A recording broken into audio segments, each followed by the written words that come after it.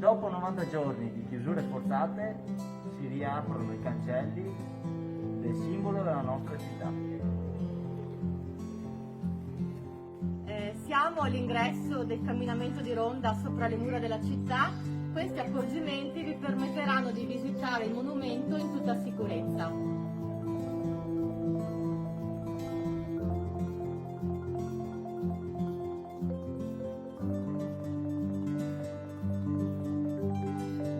Siamo sopra le nostre splendide mura, un percorso lungo 1461 metri, dove il distanziamento sociale non è un problema.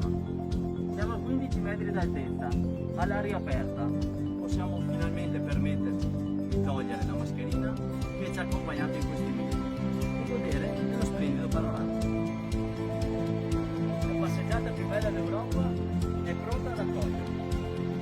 Mancate solo voi, vi aspettiamo numerosi a Cittadella.